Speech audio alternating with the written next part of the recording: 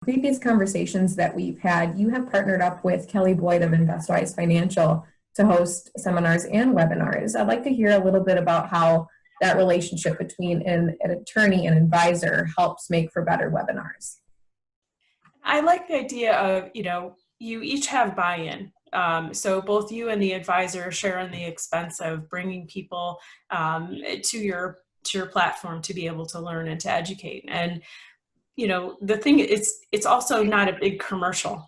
So people will naturally, it's not a hard sell at any point. It's really focused on the education, and that's a natural draw for people. And one of the big advantages is that by working together on these things, we know what the foundation of the education of the client has.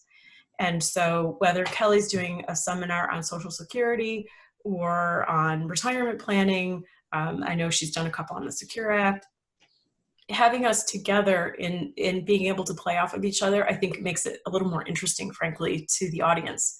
Just like, we have relationships with other financial advisors, but I have to tell you, Kelly's always my go-to. And we are her go-to firm when it comes to estate planning. And so when you have that relationship of trust, there's a lot of synergy, and it's reflected in our retention rate. And so we do really well with these.